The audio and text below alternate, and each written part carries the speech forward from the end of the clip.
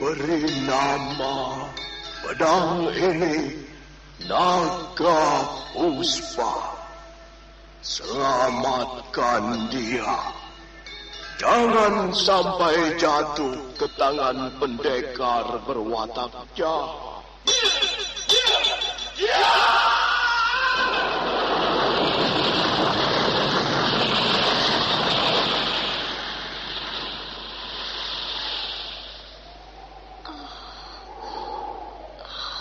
Kakang Kamandanu, kau masih juga tidak percaya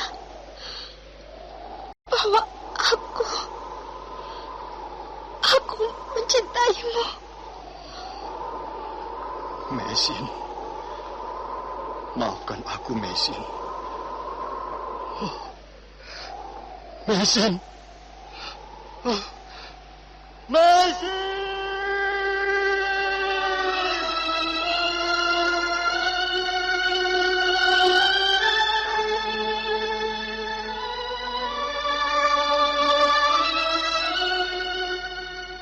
Tutur Tinula.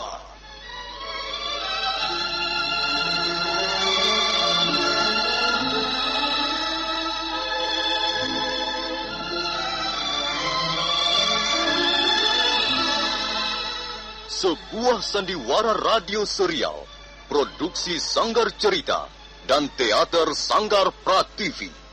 Sebuah kisah dengan latar belakang sejarah runtuhnya Singasari dan berdirinya Kerajaan Majapahit.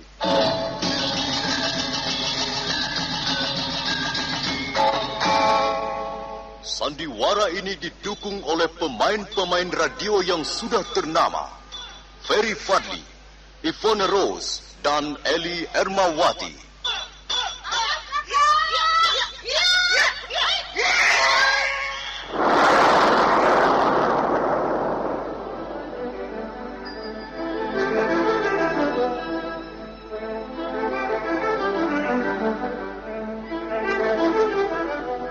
Naskah ditulis dan diolah oleh S. Tijab. Hiasan musik dan sutradara C. Ispriyonoka. Kali ini mengetengahkan episode ke-15 dengan judul Kisah Seorang Prajurit Pelarian.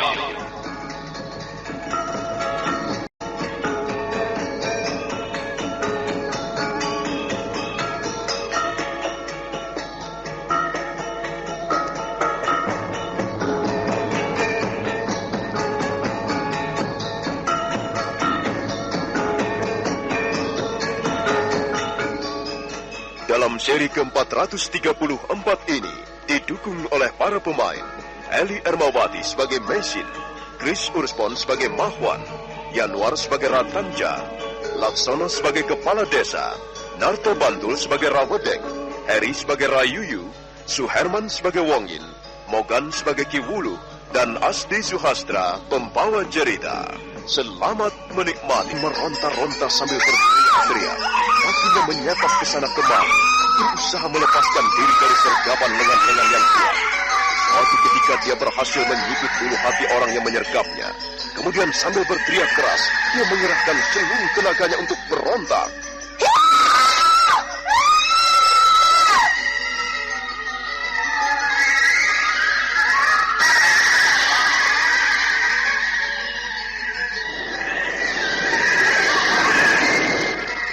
Dalam cahaya remang-remang, Mesin dapat melihat sosok tubuh manusia yang berdiri tegak di hadapannya.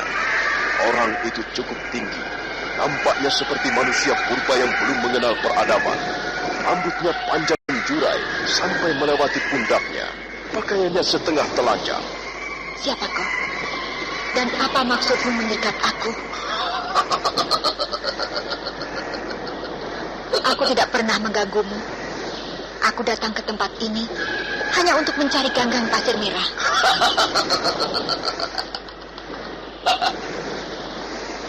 Kau berani mati, berani datang kemari. Aku mencari Ganggang Pasir Merah. Bukankah sudah kukatakan padamu? Siapakah kau ini sebenarnya? Aku adalah hantu penunggu gunung-gunung karang ini. Jadi kau hantu itu?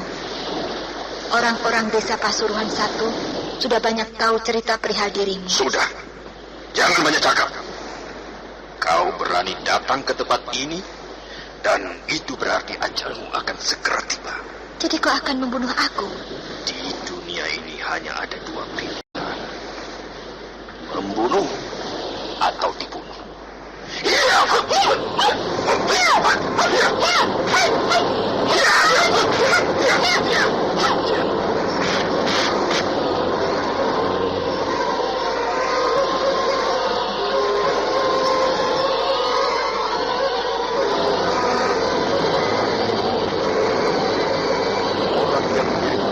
Itu segera menyergap. Dia membunuh dengan pukulan-pukulan dan tendangan-tendangan berbahaya. Mesin berusaha menghindari serangan yang datang bertubi-tubi. Tapi dalam cahaya remang-remang itu, Mesin merasa kurang leluasa untuk bergerak. Di samping karena banyak pancolan batu-batu karang yang tajam, yang sewaktu-waktu dapat merobek daging kulitnya. Tapi manusia buas itu sama sekali tidak memberi kesempatan. Dia terus memburu bagaikan binatang buas yang marah karena terluka. Suatu ketika Mesin lengah, kakinya terpeleset lumut pantai yang licin. Tubuhnya menjadi limbung sejenak. Dan saat itulah, sebuah pukulan keras terasa menghantam tengkuknya.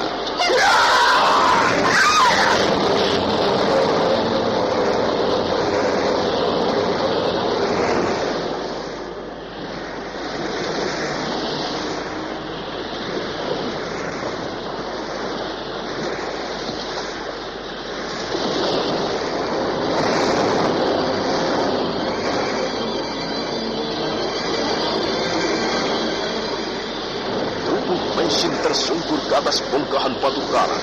Keningnya terluka dan mengucurkan darah segar. Manusia menyeramkan itu sesaat lamanya berdiri sambil memandang calon korbannya. Mulutnya menyeringai dan mengeluarkan bau yang kurang sedap. Kemudian perlahan-lahan tangannya meraih Mesin dan meletakkan di punggungnya. Selanjutnya dia mendukung Mesin menyeberangi lantai gua yang terendam air. Kemudian membawanya pergi ke balik gunung-gunung karang. Kakinya tersangkut akar-akar pohon atau tumbuhan semak belukar. Tapi bocah itu kembali bangun dan meneruskan berlari. Tolong! Tolong Bapak Wong! Kakak Mesin hilang! Kakak Mesin hilang! Tolong! Tolong Bapak Wong! Kakak Mesin hilang! Kakak Mesin hilang diculik hantu! Tolong Bapak Wong! Kakak Mesin diculik hantu! Bapak Wong! Apa benar kau tinggal di pondokmu hanya berdua dengan keponakanmu? Maaf Tuan prajurit. Saya sudah mengatakan apa adanya. Kalau tuan-tuan prajurit tidak percaya, silakan bertanya pada Bapak Kepala Desa. Benar Tuan prajurit. Bapak Wong ini hanya tinggal berdua bersama keponakannya. Kalau tidak salah, keponakannya itu bernama Ratanja. Benar begitukah Bapak Wong? Iya. Tapi kalau tuan-tuan prajurit masih tidak percaya juga, kami mau bilang apa? Baiklah. Sekarang kami ingin minta keterangan yang lain. Khususnya padamu, Kepala Desa. Apakah desa Pasuruan I ini banyak dihuni para pendatang dari negeri Cina? Tidak begitu banyak. Paling-paling tidak lebih dari 10 keluarga. Ayo, coba lihat selebaran itu. Nah, lihat Kepala Desa. Dan kau juga boleh melihatnya, Bapak Wong. Coba perhatikan gambar wanita keturunan Cina yang terpampang di atas selebaran daun lontar ini. Kalian tahu, selebaran ini resmi dikeluarkan oleh pemerintah Majapahit. Ratusan juru sunding dikerahkan untuk melukis wanita asing ini. Sekarang ingat-ingat, apakah kalian pernah melihat atau bertemu dengan wanita yang ciri-cirinya seperti dalam gambar ini? Sepertinya saya tidak pernah melihatnya. Tapi apakah tuan-tuan prajurit sudah mengunjungi desa Pasuruan II? Belum. Kami belum ke sana. Apakah di sana juga banyak dihuni wanita keturunan Cina? Ya, begitulah tuan prajurit. ada banyak sekali wanita keturunan Cina tinggal di desa Pasuruan II. Kalau kebetulan hari pelelangan ikan, tuan-tuan prajurit bisa datang ke pantai-pantai. Siapa tahu wanita yang bernama Mesin ini ada di antara mereka. Ayo yuk, bagaimana? Ya, terserah kau saja, Rawedeng. Tapi memang sebaiknya kita lihat-lihat suasana desa itu. Ya, baiklah. Terima kasih atas keteranganmu, Kepala Desa. Kami akan meneruskan perjalanan. Oh, silakan tuan prajurit. Mudah-mudahan tuan-tuan sekalian dapat menjalankan tugas dengan baik. Soal Bapak Wong, tuan-tuan tidak perlu khawatir. Biarlah saya yang akan menjadi jaminan. Rawedeng dan Rayuyu memberikan aba-aba kepada prajurit-prajuritnya yang sejak tadi menunggu di halaman rumah kepala desa. Mereka segera berangkat menuju desa Pasuruan II. Maaf, Bapak Kepala Desa. Saya telah merepotkan Bapak. Tidak apa-apa. Saya tahu Bapak Wong orang baik. Saya telah mengajak Bapak Kepala Desa berbuat tidak jujur. Itu hanya karena terpaksa. Saya tahu alasan Bapak Wong cukup kuat. Apa sebenarnya maksud pemerintah Majapahit mencari-cari Nona Mesin? Apakah Bapak Wong tahu masalahnya? Peristiwa itu sudah lama sekali terjadi. Sejak negeri ini masih bernama Kediri, saya kira ada hal-hal lain yang belum saya ketahui tentang diri Nona Mesin. Oh iya, sudahlah Bapak Wong. Mereka tidak akan kembali lagi ke Pasuruan I. Tapi Bapak Wong harus berhati-hati. Kalau bisa, untuk sementara waktu, Nona Mesin jangan dulu diperbolehkan kemana-mana. Terima kasih Bapak Kepala Desa. Rasanya sudah cukup. Sekarang saya mohon diri. Oh ya, silakan. Silakan Bapak Wong.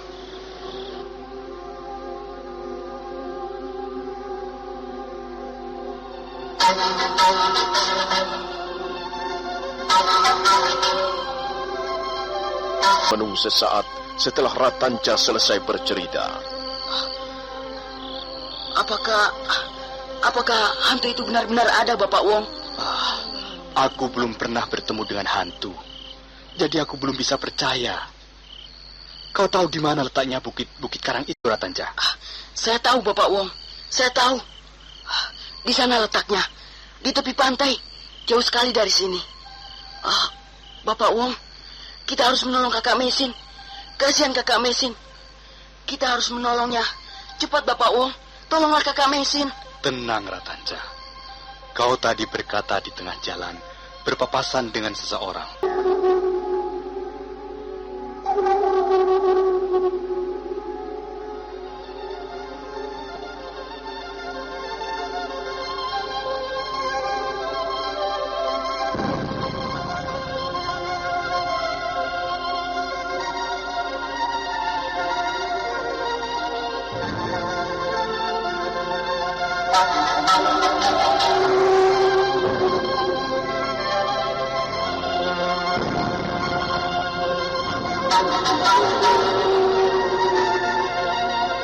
Tabib Wong segera melangkah pergi diikuti Ratanja. Obor yang digenggamnya timbul tenggelam di balik tumbuh-tumbuhan liar. Sesaat lamanya Ki Wuluh masih berdiri di depan pintu. Wah, Tabib Wong memang seorang yang pemberani. Konon kabarnya dia mempunyai ilmu bela diri yang hebat. Tapi, apakah dia bisa mengalahkan hantu buas itu? Mudah-mudahan tidak terjadi apa-apa. Tabib Wong orangnya baik. Dia jujur dan suka menolong. Mudah-mudahan saja Tabib Wong selamat.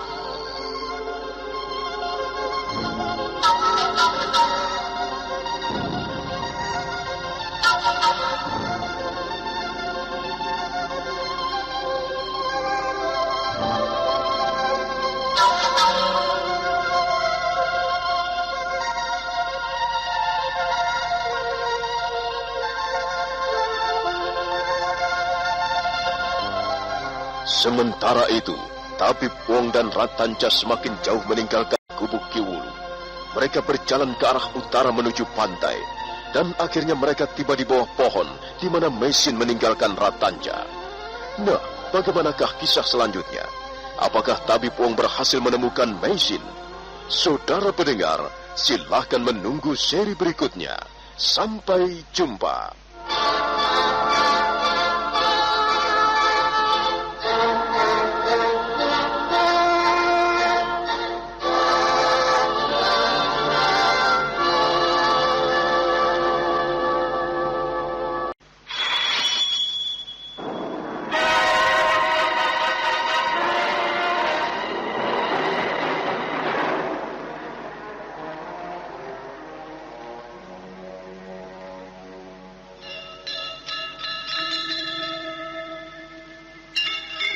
Beri nama pedang ini Naga Puspa. Selamatkan dia. Jangan sampai jatuh ke tangan pendekar berwatak jahat.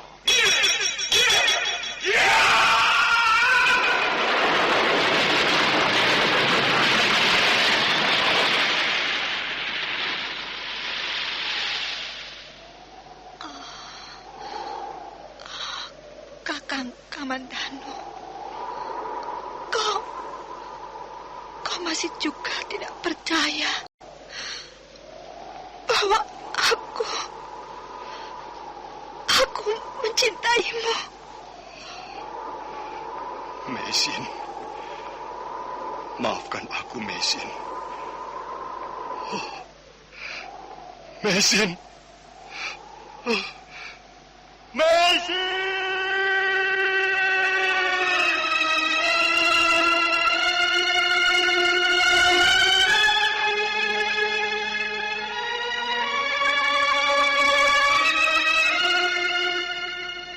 Tutur Tinula.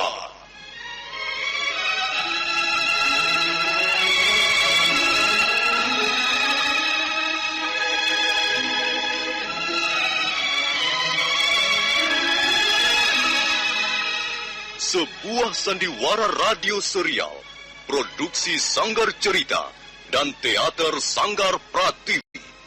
Sebuah kisah dengan latar belakang sejarah runtuhnya Singasari dan berdirinya Kerajaan Majapahit.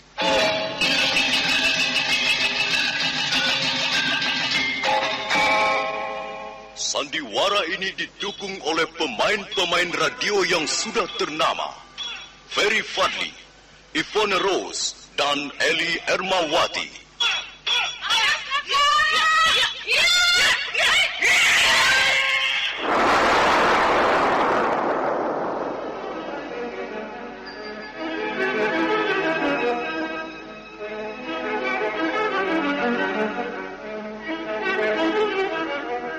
Naskah ditulis dan diolah oleh S. Tijab. Hiasan musik dan sutradara J. Ispriyonoka. Kali ini mengetengahkan episode ke-15 dengan judul Kisah Seorang Prajurit Pelarian.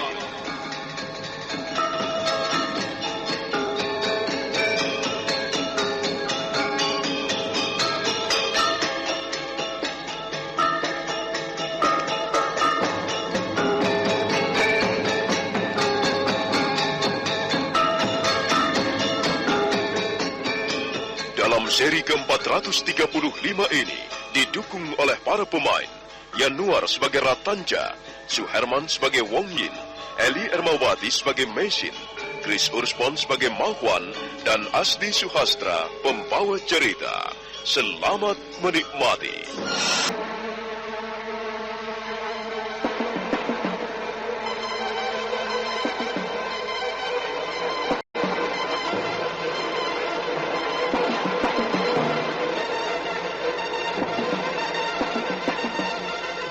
Tabib Wong dan Ratanja bergegas melangkah meninggalkan halaman rumah Ki Wulu.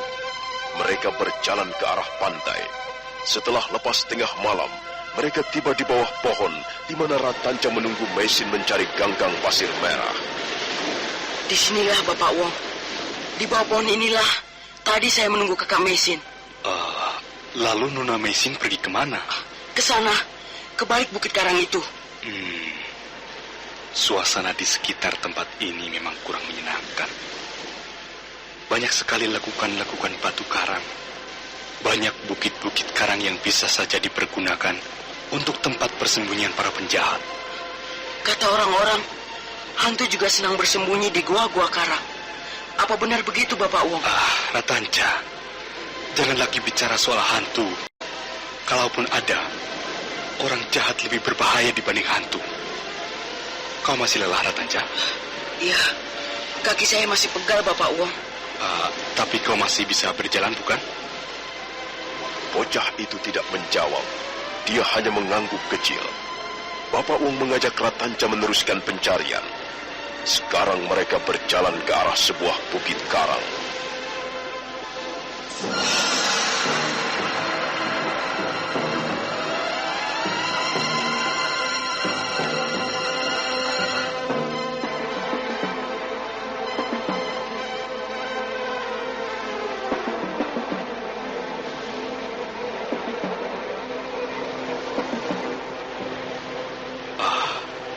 Lihatlah, Tanja. Nona Mesin pasti singgah di tempat ini. Benar, Bapak Wong. Ada banyak ganggang pasir merah di ruangan gua ini. Iya, sepertinya telah terjadi perkelahian. Lihatlah, tumbuh-tumbuhan air ini acak-acakan. Siapa yang berkelahi, Bapak Wong? Nanti akan kita selidiki. Ada bekas-bekas darah. Pasti ada yang terluka. Awas, Ratanja. Jangan terlalu masuk ke dalam gua.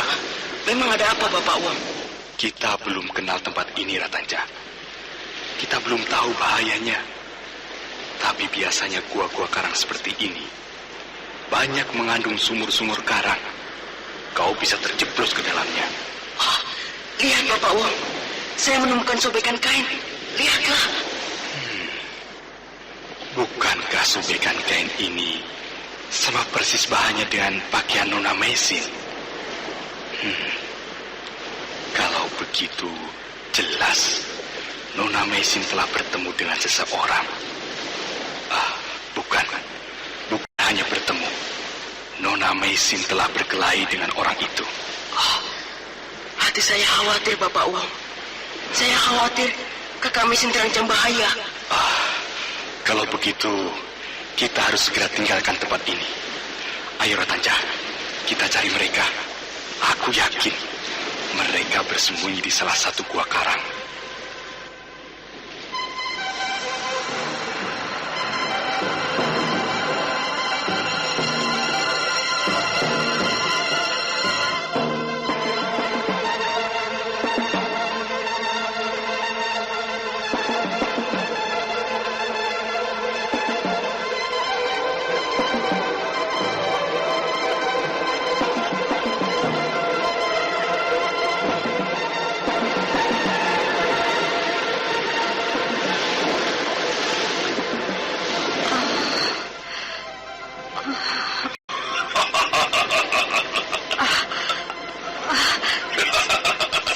Siapa kau ini? Mengapa kau mengikat tangan dan kakiku? Kau pasti tidak sedang main-main. Benar bukan? Kau tidak main-main?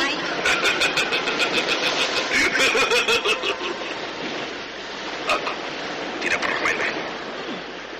Bisa juga kau bicara rupanya. Aku bukan orang bisu. Apakah kau juga bisa menjawab pertanyaanku dengan baik? Apa yang kau tertawakan? Kau tidak perlu tersinggung.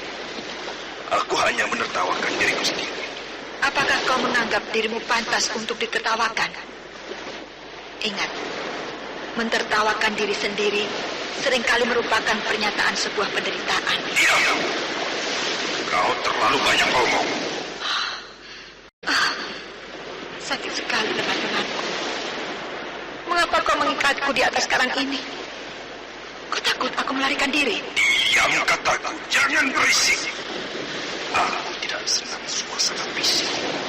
Suara-suara manusia membuat gedang telinga menjadi sakit. Aku lebih senang mendengarkan suara alam. Debur ombak, angin, serangga-serangga pantai. Sepertinya kau pernah mengalami suatu peristiwa yang cukup mengguncangkan hidupmu. Dari mana kau?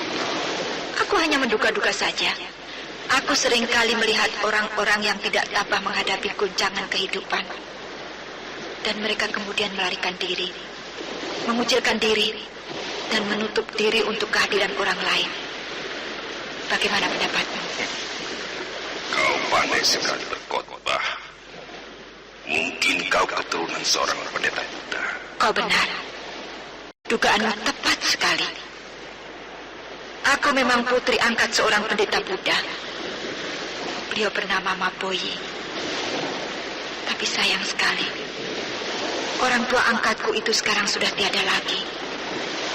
Beliau sudah hidup tenang bersama Sang Buddha di Nirwana. Maaf, ceritamu tidak benar. Ceritamu sudah kuno, dongeng mulukan, sangat membosankan. Kalau kau masih ingin bercerita, dengarkanlah sendiri. Aku tidak membutuhkannya.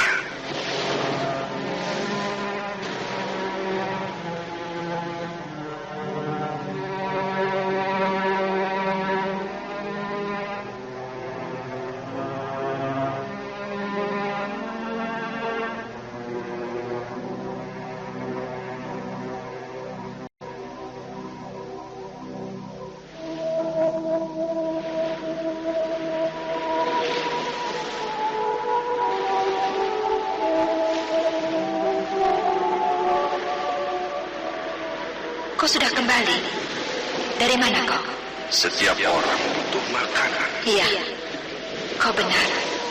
Setiap orang butuh makanan. Seperti halnya setiap orang butuh keyakinan, kebahagiaan dan ketentraman. Khotbah lagi, khotbah lagi, khotbah lagi. Bolehkah aku menanyakan sesuatu? Apa yang ingin kau ketahui? Di mana sebenarnya kita berada sekarang ini? Hah? Apa urusan? Yang penting kita masih di bawah kolong langit. Sudahlah, jangan macam-macam. Lebih baik kau makan. Lihat, aku masih ada beberapa keping jamu putih.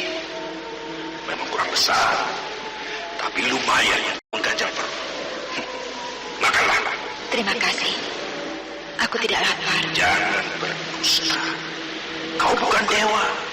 Seorang manusia pasti merasa lapar. Ayo, makan. Daripada kau sakit. Bagaimana aku punya selera makan jika tubuhku diikat seperti seekor sapi? Kalau begitu terserah. Bukan salahku. Kalau sampai kau menghapuskan kelaparan. Aku akan berterima kasih sekali seandainya kau mau mengatakan di mana sekarang ini kita berada. Kau pikir ada gunanya? Perempuan bodoh. Tapi baiklah, supaya kau tidak penasaran, akan kukatakan. Sekarang ini, kau berada di rumah tinggalku. Gua ini sangat sulit dicapai, karena letaknya menjorok ke pantai. Dan di apit bukit karang yang bersusun-susun. Nah, sudah cukup puas. Lebih baik kau tidak berpikir macam-macam. Tak ada gunanya melarikan diri. Aku tidak akan melarikan diri. Aku sudah terbiasa menghadapi kenyataan.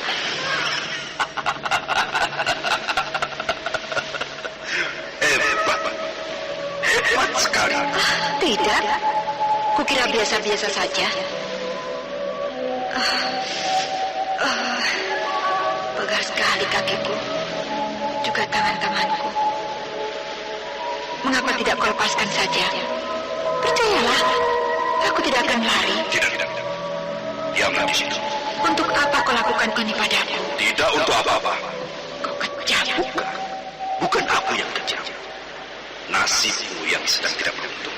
Kau sakit. Apa kata? Aku sakit? Ya, kau sakit. Kau orang yang sakit. Seorang laki-laki yang senang menyakiti wanita adalah orang sakit. Diam. Kau sakit. Kau butuh berobat. Diam. Tidak. Aku tidak akan diam. Sebab aku bukan orang sakit. Aku berani menghadapi kenyataan. Aku tidak pernah melarikan diri. Aku tidak takut menghadapi kesulitan. Aku tidak seperti kau. Kurang ajar perempuan edan. Kubunuh kau, kubunuh kau. Iya. Kubunuh kau. Iya.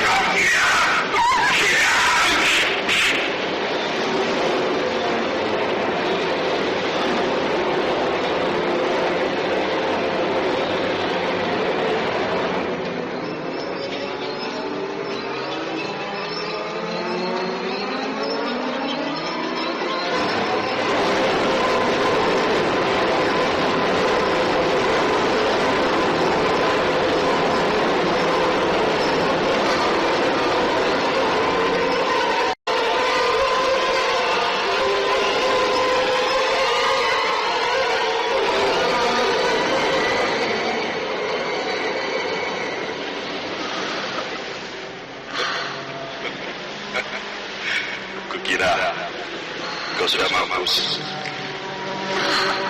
Bagaimana rasanya? Enak. Kepala tanganku tadi. Salahmu sendiri. Sekali lagi kau berani membuatku marah, nyawamu akan terbang. Ayo bicaralah. Bukankah kau senang berkhotbah? Ayo berkhotbah. Aku akan mendengarkan. Kau tidak membutuhkan khotbah.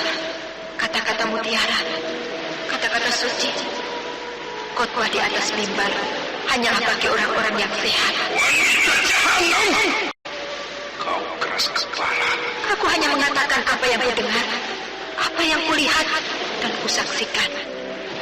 Aku hanyalah seorang saksi, dan kau tidak perlu bersembunyi dalam tempurung khayalan. Apa maksudmu? Kau tidak akan pernah mengerti apa yang kumaksudkan. Selama ini, kau terpisah dari kehidupan. Kau membutuhkan waktu untuk kembali menjadi manusia yang sewajarnya. Jadi, kau tetap menganggap aku sakit? Kalau kau keberatan, aku dapat menggunakan kata-kata yang lain. Kalau kau keberatan, ku katakan sakit. Baiklah, kau tidak sakit. Kau tidak sakit, saudara. Kau sehat. Kau hanya mempunyai jiwa seorang pengecut. Kurang ajar. Kau menghina aku ya?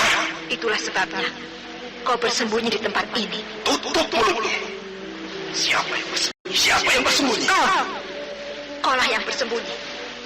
Kau tidak berani menatap dunia luar. Kau tidak berani menentang kehidupan.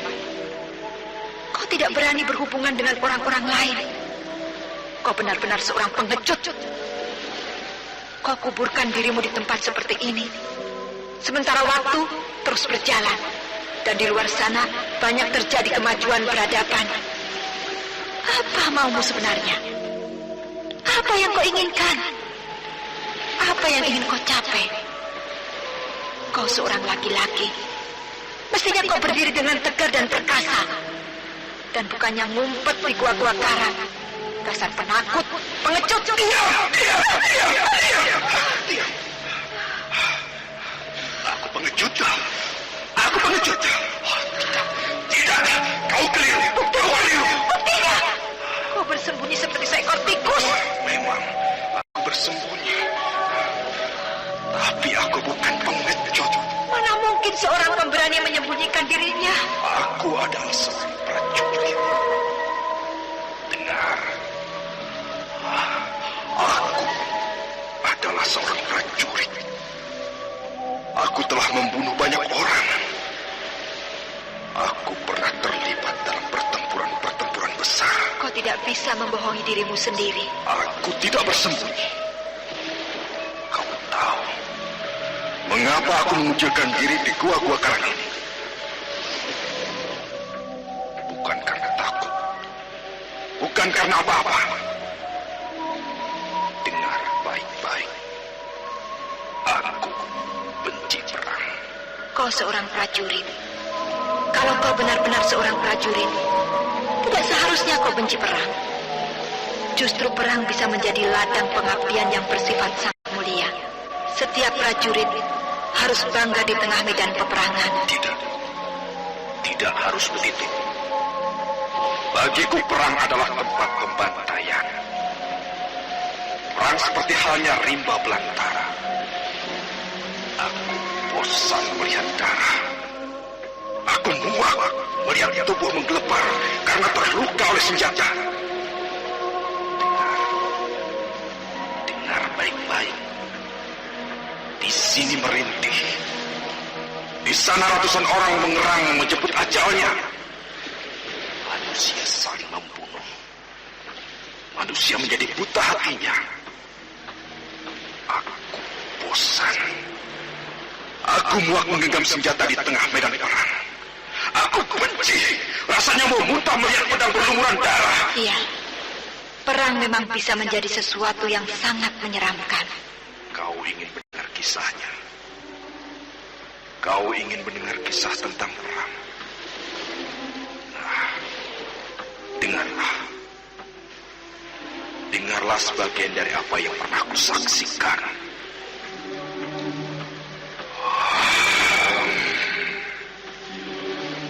Ribuan manusia menggenggam senjata tajam. Mereka berteriak-teriak seperti orang-orang gila. Mereka membunuh musuh seperti orang kesetanan.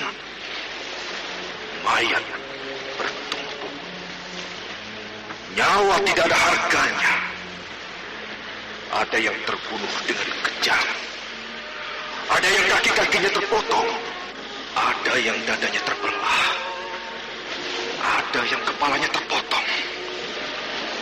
Jerit tangis mengobar sampai ke angkasa. Aku benci semua itu. Aku benci. Aku benci.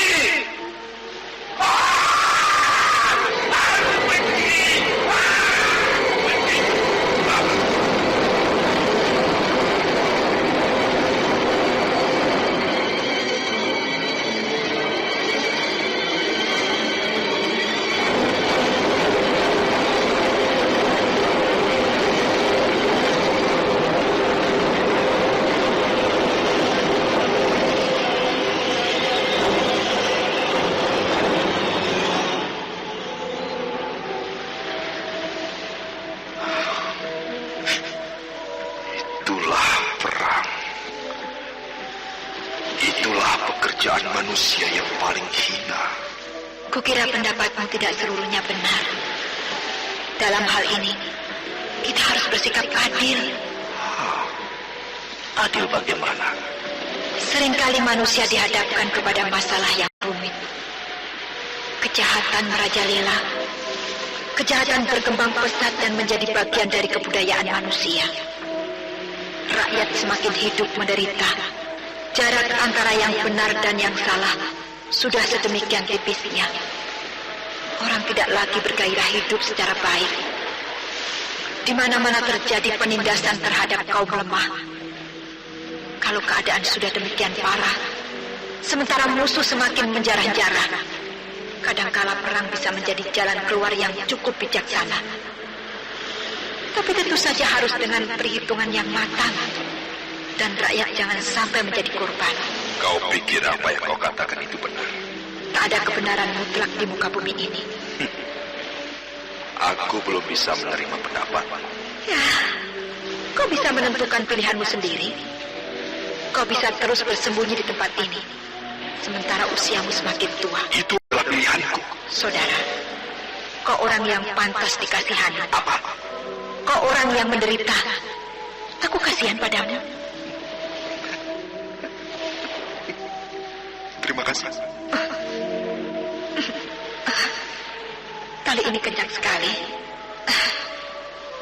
Mengapa kau harus mengikat aku seperti ini? Lepaskan. Lepaskanlah. Sakit sekali. Pedih sekali. Lebih baik kau makan. Baru saja aku membakar daging burung. Ya, aku lapar sekali. Makanlah. Bagaimana aku bisa makan dalam keadaan begini? Tolong lepaskan tali ini. Setelah makan nanti, kau boleh mengikatku kembali. Tidak usah.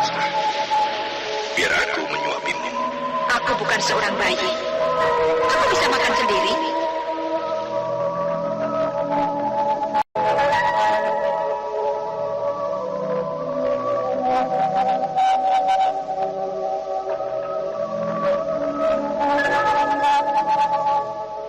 Laki-laki bertubuh tinggi kurus itu tidak menghiraukan kata-kata Mesin. Dia mengibaskan rambutnya yang lurus panjang sampai ke bahu. Dan setelah itu dia memungut potongan daging burung sebelum melangkah ke arah Mesin.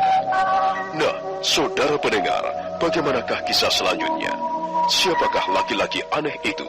Dan apa yang akan dilakukannya terhadap Mesin? Silakan menunggu seri berikutnya. Sampai jumpa.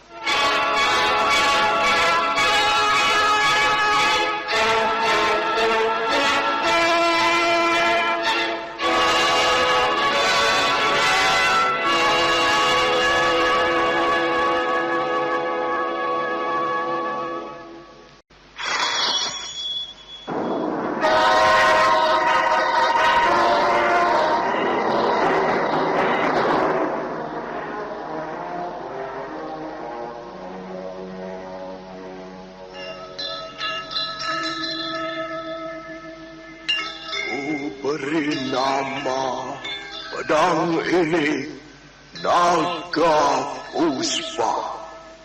Selamatkan dia. Jangan sampai jatuh ke tangan pendekar berwatak jahat.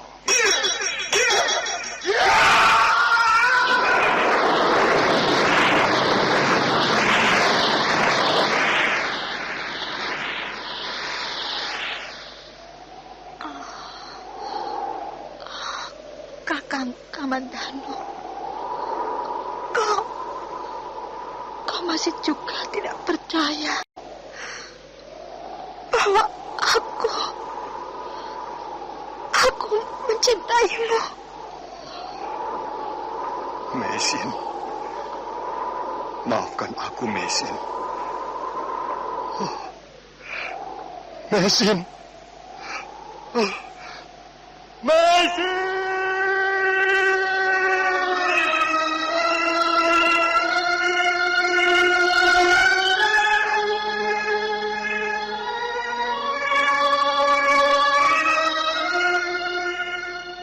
Tutur Tinula.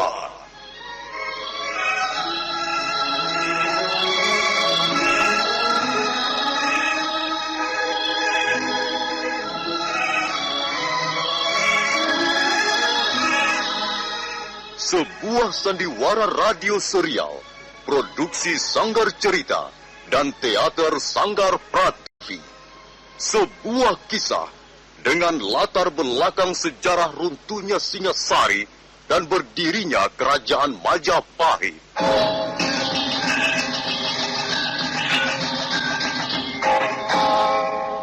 Sandiwara ini didukung oleh pemain-pemain radio yang sudah ternama. Ferry Fadli, Ivone Rose, dan Eli Ermawati.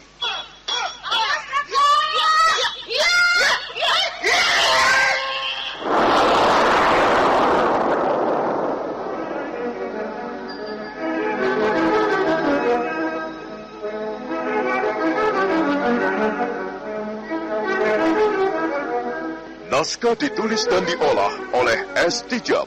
Hiasan musik dan sutradara C. Ispriyonoka. Kali ini mengetengahkan episode ke-15 dengan judul Kisah Seorang Prajurit Pelarian.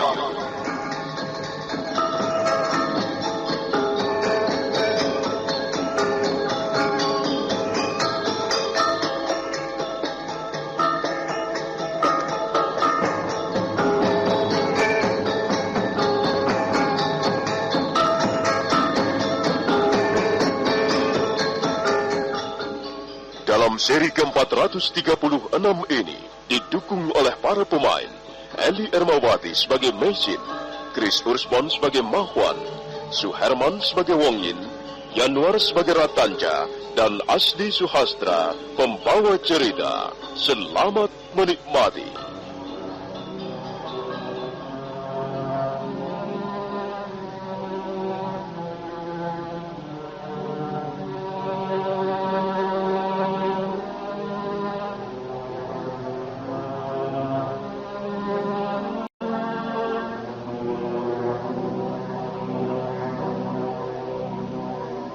Laki-laki aneh itu menolak untuk melepaskan tali pengikat di tubuh Meisin. Dia malah kembali menawarkan agar Meisin mau makan. Ya, sekarang aku baru merasa lapar. Kalau begitu, makanlah. Aku masih menyisakan beberapa potong daging. Makanlah. Bagaimana aku bisa makan? Baiklah, kau tenang saja. Aku akan menyuapimu. Aku bisa makan sendiri. Kau tidak perlu makan sendiri. Laki-laki aneh itu mengipaskan rambutnya yang panjang, kemudian memungut sepotong daging bakar. Lalu dia melangkah ke arah Meisin. Ayo, bukalah mulut. Aku bukan seorang bayi. Aku bisa makan sendiri. Lepaskanlah kali ini. Nanti setelah selesai makan, boleh mengikatku kembali. Tidak usah. Ayo, buka mulut. Buka mulutmu, kataku. Lebih lebar lagi. Ya, begitu. Nah, makanlah. Daging burung ini sangat gurih rasanya.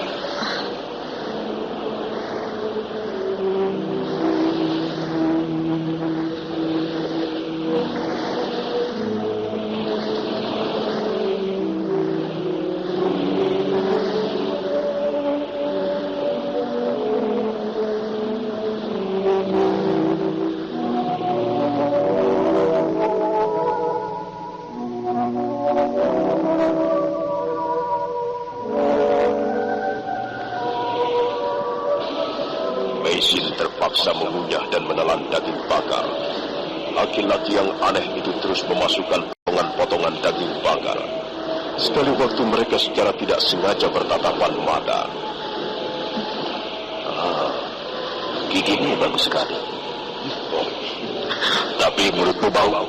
Aku biasa membersihkannya dengan sabut kelapa dan ramuan daun seliki wangi.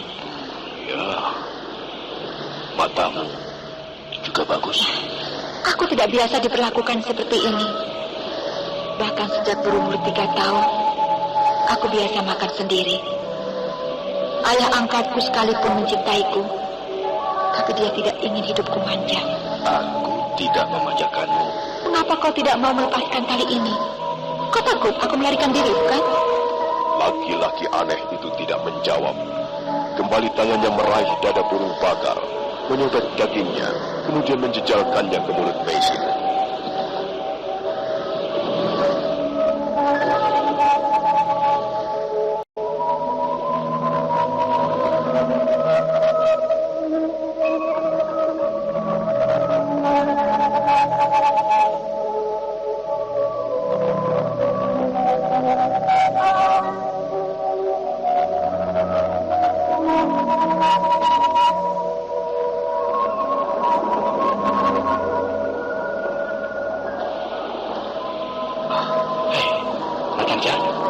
Ratanja, bangunlah.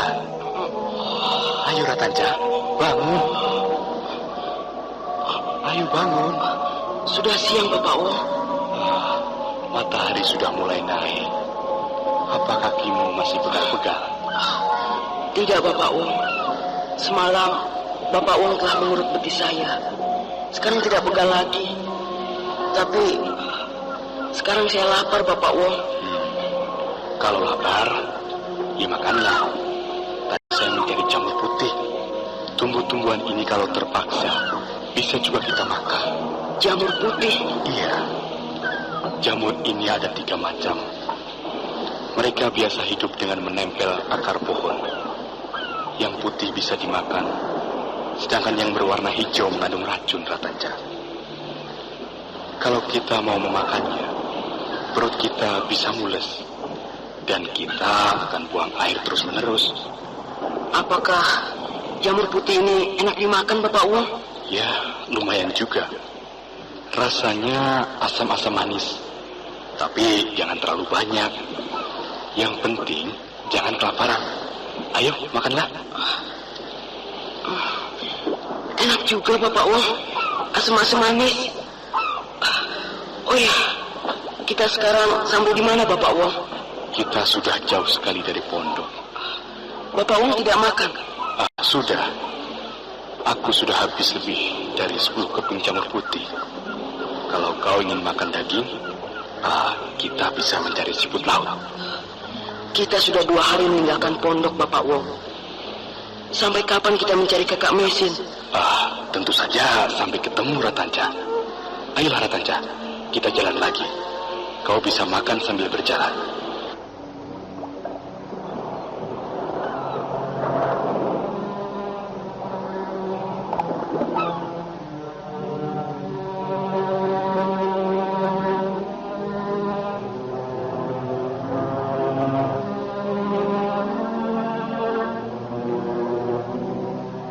Tabi Puong dan Ratanja kembali berjalan meneruskan pencarian.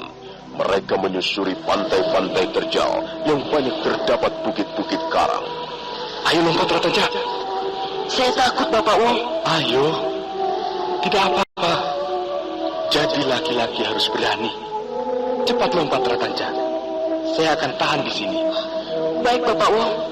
Tapi Bapak Wong tangkap saya ya. Iya, jangan takut. Cepat lompat. Ya. Iya. Begitu. Jadi laki-laki harus berani. Saya takut jatuh ke bawah sana, Bapak Wong. Sudahlah, Ratanja. Jangan melihat ke bawah. Ayo kita jalan lagi. Aku menemukan tapak kaki manusia di atas pasir.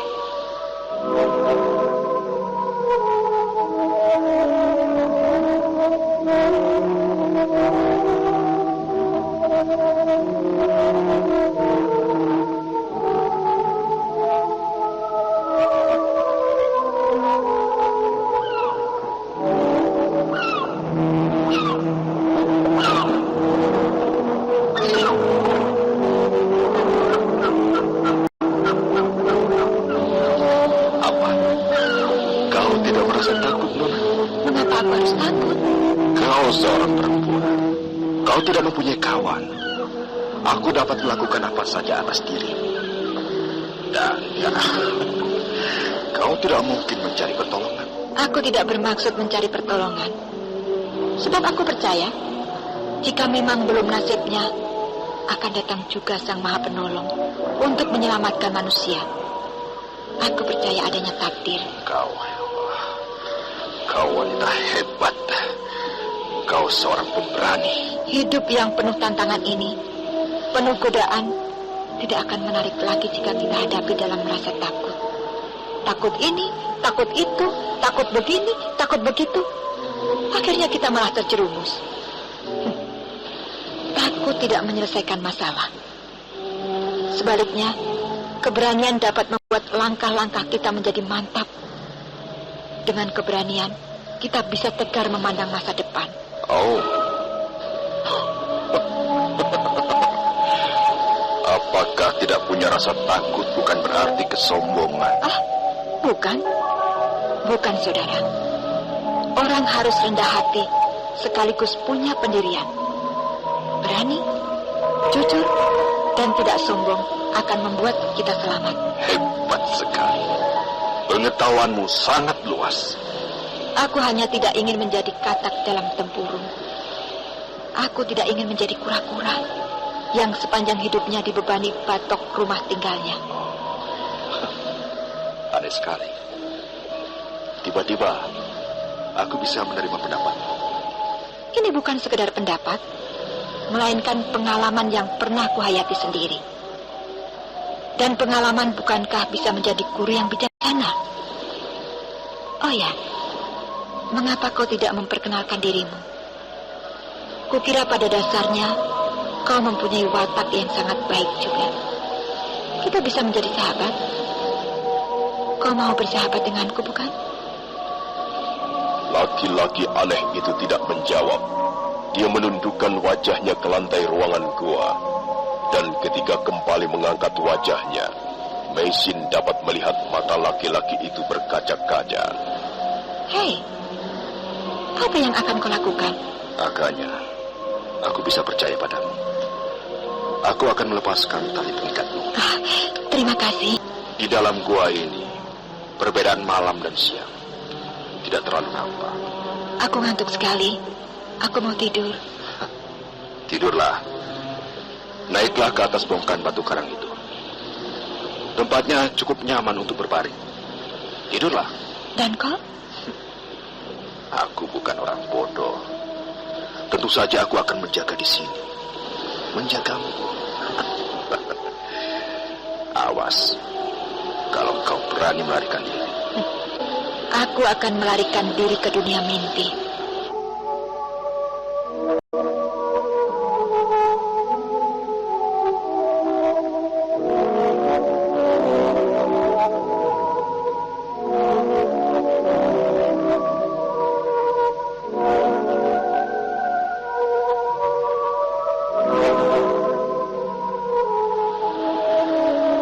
Meisin terlelap sebentar dalam tidurnya.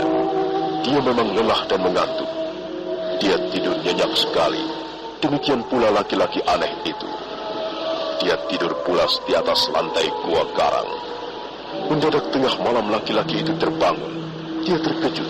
Dia tidak melihat Meisin di tempatnya. Laki-laki itu mendengus. Dia merasa kecolongan.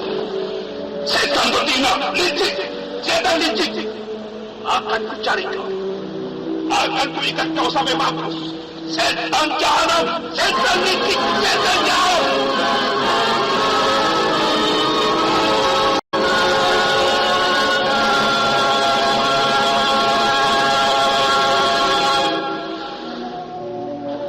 Laki-laki aneh itu segera melompat ke halaman goa. Lalu dia berlari-lari di balik gundukan-gundukan batu karang. Dia kelihatan marah sekali. Tapi mendadak laki-laki itu menghentikan langkahnya. Dan dia melihat seorang wanita duduk di atas batu. Sementara pandangannya dibuang jauh ke tengah laut lepas. Apa yang kau lakukan di sini? Kau berani pergi tanpa minta izin lebih dulu padaku? Aku tidak mau mengganggu tidurmu. Bohong. Kau pasti ingin melarikan diri. Kau bodoh.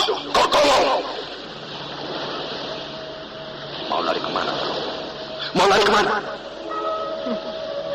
Rupanya kau masih juga mencurigai aku. Kalau aku mau lari, tentu aku sudah melakukannya ketika kau sedang tidur pulas. Kau tidur pulas sekali, dan cukup lama. Aku bukan orang bodoh, saudara. Lalu apa yang kau lakukan di sini? Mengapa kau tidak tidur sampai pagi nanti? Iya, seperti yang kau lihat. Aku hanya duduk-duduk. Oh, jangan macam-macam. Kau jangan macam-macam. Ayo, kembali tidur. Aku tidak bisa tidur. Aku sudah mencobanya. Tapi aku hanya terlelap sebentar saja. Kalau kau mau tidur, tidurlah. Aku akan duduk-duduk di sini. Tidurlah. Apa yang kau lihat di tengah laut sana? Aku tidak melihat apa-apa. Kecuali bayangan hitam bergelombang. Setiap kali memandang laut lepas, aku selalu teringat kampung halamanku. Di mana kampung halaman? Di sana, di seberang lautan. Aku lahir di tanah leluhurku, negeri Mongolia. Oh, rupanya kau seorang wanita Mongolia. Bagaimana kau bisa sampai kemari? Negeri Mongolia letaknya sangat jauh dari sini. Aku bisa sampai ke Pulau Jawa ini menumpang perahu nasib. Iya, nasib yang telah membawaku jauh meninggalkan negeri nenek moyangku. Kisah perjalananmu sampai ke negeri ini pasti menarik sekali untuk didengarkan. Kisah itu teramat panjang. Kisah itu banyak mengandung duka ketimbang sukanya. Aku ingin mendengar kisahmu itu. Apakah akan ada gunanya? Mungkin saja ada. Kita lihat saja nanti. Kalau begitu, baiklah. Akan kuceritakan. Meisin kemudian mulai bercerita. Kisahnya dimulai dari negeri Mongolia, di mana saat itu dia sedang dalam suasana pengantin baru bersama pendekar Lo, suaminya. Kemudian kisah pelariannya sampai terdampar di Pulau Jawa. Disusul kisah meninggalnya suami tercinta, sampai akhirnya kisah perkawinannya dengan Arya Kamandanu dan penderitaannya selama mengandung Ayu Wandira.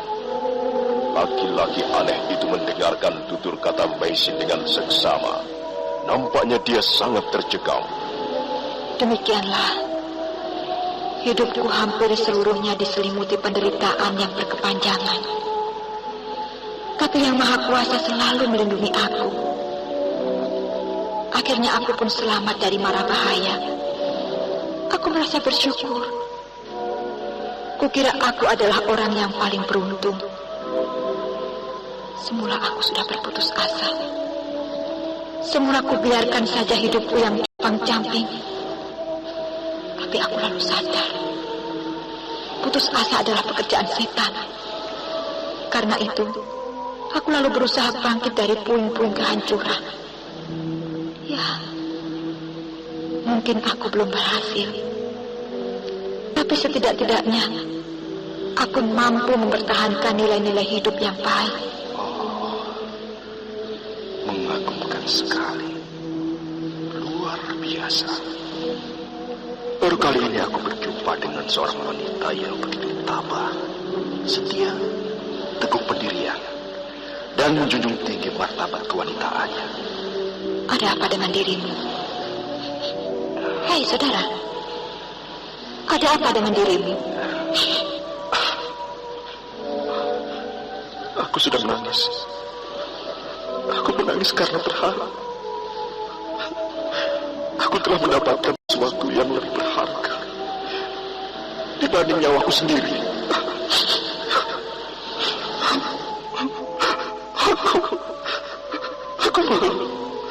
Aku malu sekali. Betapa hinanya aku ini. Kau benar, Nona. Kau benar. Aku seorang pengecut. Aku laki-laki penakut. Aku orang sakit. Aku orang sakit.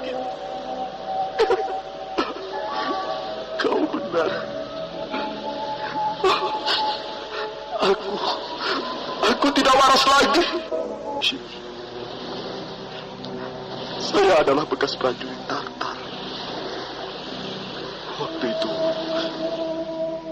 saya berangkat meninggalkan daratan Mongolia bersama kawan-kawan, prajurit-prajurit yang lain.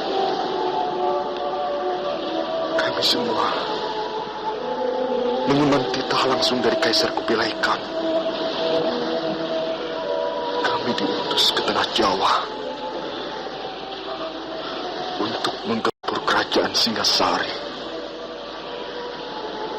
Kami dipimpin 3 orang panglima perang yang cukup tangguh. Tapi ketika kami mendarat di pantai Tuban, ternyata Singasari sudah runtuh. Yang ada ialah kerajaan Kediri. Kami berhasil menaklukkan Kediri. Selanjutnya, kami terlibat peperangan melawan orang-orang Majapahit. Perang itu sangat dahsyat. Banyak sekali prajurit kami terbunuh. Karena tidak tahan menyaksikan kekejaman perang, akhirnya saya melarikan diri. Saya lalu bersembunyi di gua-gua karang sampai sekarang ini.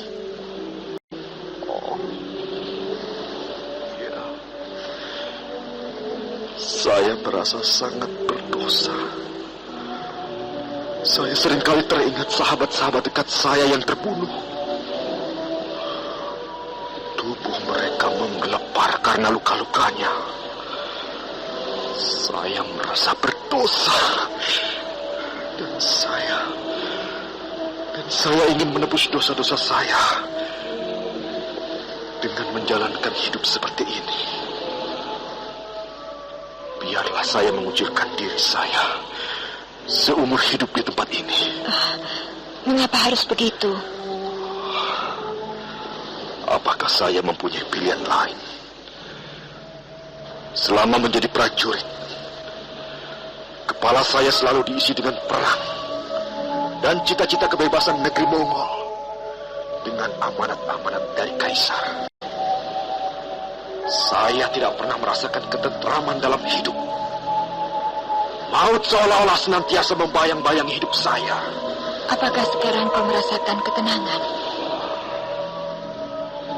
Saya hanya seringkali merasa kesepian. Ya, itulah. Mengucilkan diri seperti ini bukan jalan keluar yang baik. Kita membutuhkan masyarakat. Kita butuh berkarya untuk orang lain. Entahlah. Aku sudah tidak mempunyai masa depan. Jika malam tiba, aku seringkali termenung sampai pagi. Kadangkala aku rindu kampung halaman. Aku rindu keluarga dan sahabat-sahabat. Tapi apa yang bisa aku lakukan? Aku sudah menjadi manusia setengah binatang. Jangan putus asa, saudara. Aku akan berusaha menolongmu.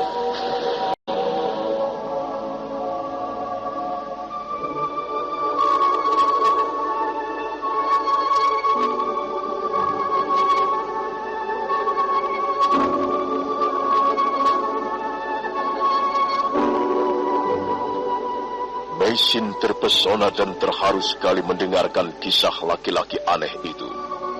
Dia tahu bahwa laki-laki tersebut pada dasarnya mempunyai watak yang baik.